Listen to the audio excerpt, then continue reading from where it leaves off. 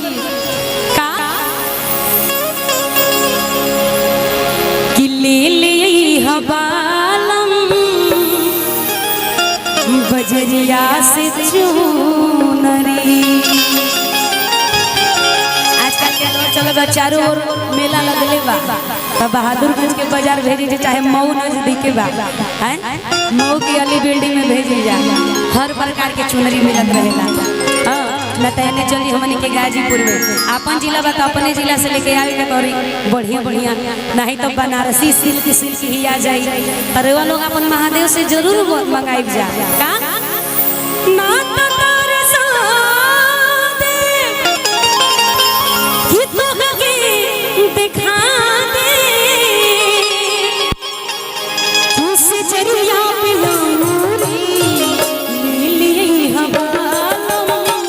बजरिया से चूनरी नीली हवालम बजरिया से चूनरी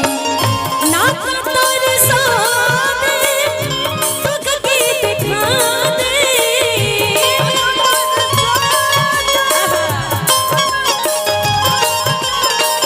ना तारे सादे तुझ के दिखा दे सजरिया पिलाऊंगी नीली हवालम बजरिया से चूनरी नीली हवालम बजरिया से चूनरी। आहा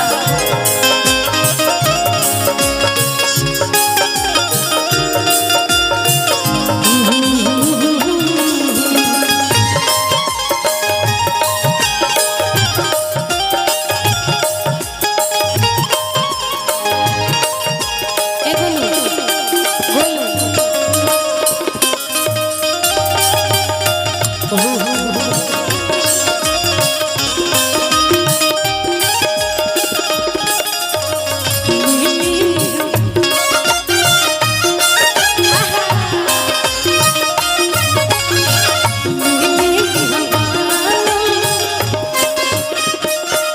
धनिया कहत रही कि ए राजा जी चलत रहिए भाई आप लोग चलत रहिए अच्छा लगेगा। धनिया कहत रही कि ए राजा जी जब रउआ चुनरी ना ले आई ना रउआ के हम अंगूरी दिखा दे पेरा पे नहीं तो सुनी अभी चुनरी के ऊपर भी और बढ़िया बढ़िया फरमाइश बरवा से जितना कॉलेज से कमा रहल बानी सब चुनरी में लग जाए के चाहे का चुम चुम चमके सितारा चारों ओरिया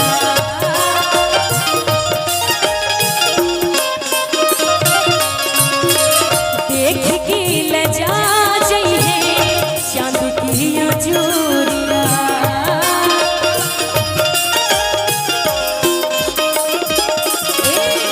चम चम चमके सितारा चारों ओरिया देख के लजा जइहे चांद की जोरिया लुका जइहे जोनिया अमर के केहुनिया लुका जइहे जोनिया मर के केहुनिया आकाशवा से बदरी हो बदरी ले ले आई हो बालम बजरिया से चूनरी ले ले आई हो बालम बजरिया से चूनरी।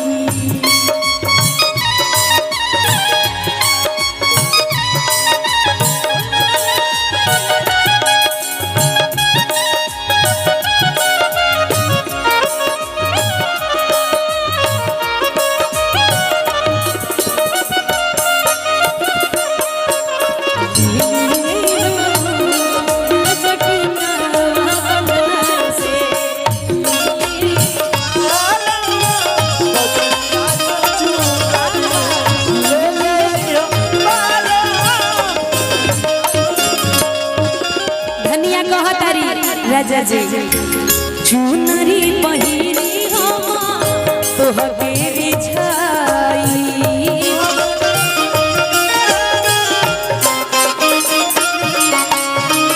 चुनरी पहिरी सैया तोहके रिझाई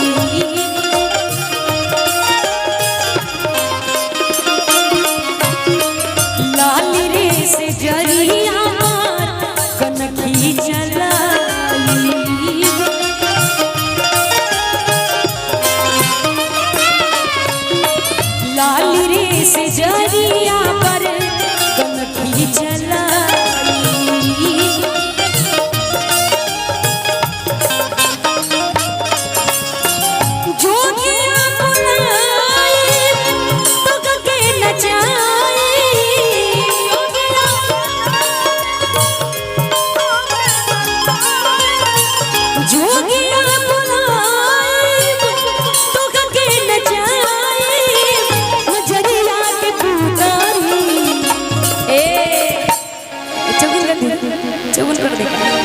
कोशिश रहेगा न तो कैमरा वाले भाई जन है कहीं लोग के लो केहू देखो कि तो कहीं के लोग